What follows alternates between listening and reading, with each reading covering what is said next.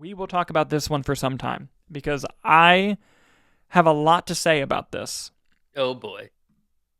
Jason Bourne is a notable action movie Jesus hero. Christ. It's Jason Bourne. Uh, Notable action movie hero who has, really great films. I don't dislike any Jason Bourne film, even the most recent one I liked more than most people. Um, and we haven't seen a Jason Bourne movie since 2016 though, and we reported on the show not too long ago. I think it was in 2023 that Edward Berger of Conclave and All Quiet on the Western Front fame was actually going to be developing and directing a new Jason Bourne film for Universal, which we were very excited at the prospect of. Well, not only did that fall apart and is no longer happening with Edward Berger, oh no, no, no, but now the rights to Jason Bourne are up for grabs. And so far, buyers such as Netflix, Apple TV, and Skydance are looking to purchase. This comes from The Hollywood Reporter. Meetings have occurred with Apple, Netflix, and Skydance for the reboot. The last film, like we mentioned, was nearly a decade ago. No word on Matt Damon involvements, which is interesting. Now, something the article does go on to say as well, and other trade reports on this, is that there's a possibility that Universal does win the rights back, but they are for sale. So, Universal would have to really fight to keep them, is kind of where we're at. And I have a lot of thoughts on this. So, one, really sad that the Edward Berger movie is not working out, because I was very interested to see where that movie was going to go. And I think that this no longer happening maybe opens up him to direct Bond. Maybe. Just throwing it out there. Well, I But don't. Sorry to interject. I don't. I wouldn't say that depending on how this plays out counts him out. I mean, you had I don't know. Martin Scorsese. The, If it went to the Apple, you have Martin article, Scorsese working with it, and yeah. But Edward Berger. If it the goes to article Netflix, the yeah, article was just talking about how he just like was done, kind of like it just fell yeah, but apart. he had a great relationship with Netflix with All Quiet on the Western Front, and that had a ton of Oscar nominations, and he has a great relationship with them. I could see Netflix picking it up, overpaying for it, and then going to him and being like, "Hey, you still want to do this?" I mean, it's a possibility, but this is where I kind of want to get into it now. I don't Yeah. want fucking Netflix to get the rights to Jason Bourne. I don't want that at all. I would rather that not happen. Because if Netflix gets the rights to Jason Bourne, I think we're looking at a potential situation of Amazon with the rights to James Bond. I don't want to live in the timeline where Amazon has Bond and Netflix has Bourne. I don't want that. And it's like, now granted, let me also say, I'm assuming Amazon will do a bad job with James Bond. Maybe they stick to theatrical films and they're great. That's possible. And if they are great, I will be here to say it. However, based on everything that happened with the Broccoli's, it does not look like that's going to be the case. And with this, look, even Apple, I don't know if I would love it, because Apple has recently regretted putting films in theaters because they gave budgets to movies that should not have gotten the budgets that they gotten, and they did poorly theatrically. So I wonder, if Apple were to get the rights, like, does it suddenly, are they not going to be theatrical anymore? And I think that's where I'm at. Like, I want Bourne to be theatrical, because my better half in the live chat just asked what's wrong with Netflix owning Bourne.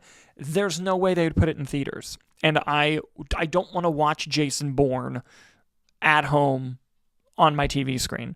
And I really don't want to watch a Jason Bourne series, which Netflix might also try to do instead of a movie, because they made that TV show Treadstone, but like on the USA Network, which I heard just was not very good. So like I have no interest in a Jason Bourne TV show. And, Skydance is kind of basically Paramount now. Dream scenario. I would love Paramount to get Skydance, because Paramount also owns Mission Impossible. And at the 1% chance of a Jason Bourne Ethan Hunt movie, I'm in. But as unlikely as that is. But I mean, if he goes over there too, you could even just have Tom Cruise's involvement at like an executive producer capacity for the exactly. stunts and everything like that regard. I know, and it would be amazing, even without Matt Damon, which I'm happy with or without him. Matt And, Damon. my my dream scenario would be either Skydance and Paramount get it, or Universal keeps it. Then I'd be okay with Apple getting it if those two didn't work out, because Apple will at least has a record of doing theatrical releases, even though they regret them. But with the Jason Bourne movie, I think you have some more IP built in there. Netflix would be the worst case scenario. Please, God, please don't let Netflix get Jason Bourne. Please. You know they're going to outbid everyone. I know, but it's going to be up to the rights holders on if they are going to take the money or if they want to stay theatrical. Now, if Amazon gets Bourne, I think I'm done. I don't want, I want there to be competition with the spy thriller movie because Amazon has Bond and Reacher, so I don't see, I would not want Amazon to come in and get this either. But, I just want more Jason Bourne movies and I want them to be in theaters, okay? That's what I want. I love all of them, okay? Can you off the top here give us a Jason Bourne ranking? Yes, but I reserve the right to change my answers because this was not planned. But here we go. And my number one movie may shock you. So, worst to best, the worst one is the Jeremy Renner one. And it's not a bad movie. It just was a weird step for the franchise. And Jeremy Renner did really well. And I think one of the Gilroys was involved in that movie. And it felt very grounded, felt very cool. But the third act was a bit weird, and the ending just kind of ends out of nowhere, and it took the franchise nowhere. So that one's in last place. Next, I'd go Jason Bourne, the 2016 one. It had some great action sequences, and it was nice to see Matt Damon back, but the overall flow of it was just odd, and the story, it had the weakest story probably out of all the movies. Next, I would do The Bourne Identity, which is the first movie. Doug Liman, great director, interesting story. Matt Damon, him doing a big action movie at the time was not what people thought he was going to be doing. It was not the direction people thought his career would take. You have to think pre-Bourne, Matt Damon just did Talented Mr. Ripley, Dogma, and Good Will Hunting. And then he did Jason Bourne, which was a crazy career move. Second place, I would do most people's number one choice, which is The Bourne Ultimatum. That movie is an action-packed thrill ride that is paced boom, boom, boom pace. Great end to the original trilogy. Lovely movie. However, my personal favorite Bourne movie is the second one, The Bourne Supremacy. I think it breaks down the Bourne character the most. It puts him in places that you wouldn't expect a franchise like that to go, especially in the opening 25 minutes. There is one action sequence that's really poorly done because Jason Bourne almost invented or popularized the shaky cam thing. But Jason Bourne did it in a way that it wasn't used to hide choreography or hide poor stunt performers. It was just stylistic to the type of movie, and it still had great choreography. You still could see where all the action was. You could still tell what was going on. But there is one fight scene in Bourne 2 that is just bad, where it didn't utilize that well at all. Now, other than that, though, you find out so much, so much happens in Bourne Supremacy that, I feel like people sleep on that movie. I think it's the best one. So there you go. 2, 3, 1, 5, 4. Boom. That's my off-the-top ranking of Jason Bourne. All right. I dig it. Yes, thank you. But I'm going to throw it over to you now. Do you have any preference as to where this franchise ends up? Do you have a dog in this fight? No, I've never seen them. God damn it. Well, no, that's not true. That's not true. You saw the last one. No, I did not. I know you did. You're gaslighting me. I know you did because I think you saw it on a date with an old girlfriend, and because I specifically remember getting a text from you saying, hey, can you quickly catch me up on Jason Bourne? I'm about to go see the new one. And I'm like, buddy, this is the 5th movie. And you're like, I know. What do I need to know?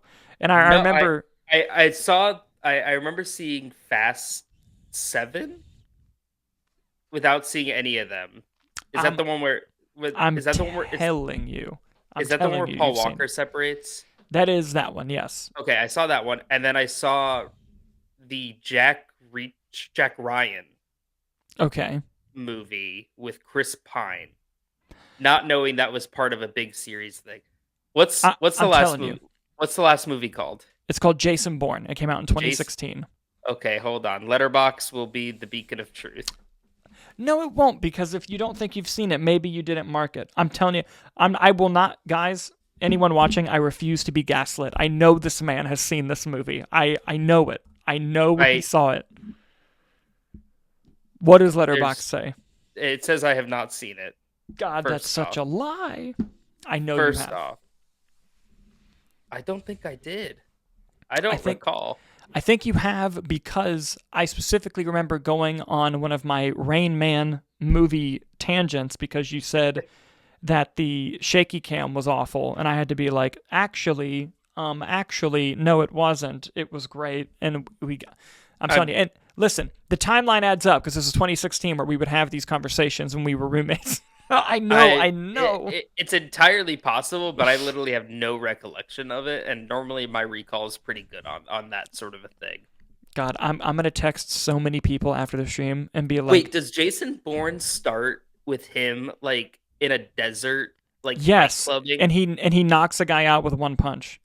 Oh fuck, maybe I did see this. I'm telling you, I know you've seen it. I know you've seen it. Well, then my ranking is Jason Bourne, number 1. Perfect.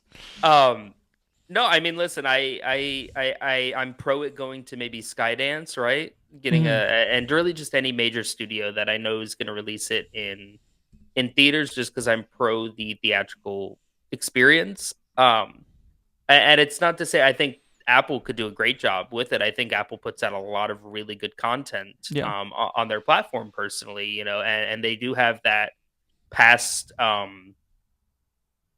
what's it called? Like they put Martin Scorsese's last movie in theaters, you know, so they have set that precedent.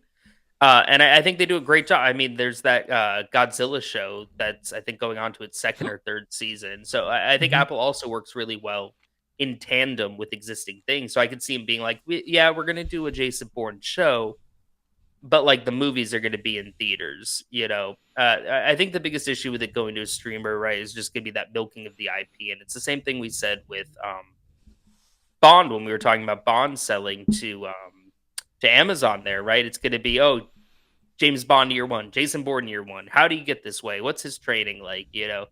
And it's just going to be random spin-offs and things that just don't work or that people don't want. It's not to say they can't attract talented people to do it, and maybe they are great, you know, but just the track record on these sort of things has been rather disappointing. Yeah, that's fair. But guys, what do you think about Jason Bourne, the rights potentially being sold elsewhere other than Universal? You know, do you think this could be an interesting industry shakeup? Do you think Matt Damon will end up returning? Let us know your thoughts down in the comments below as we move on to our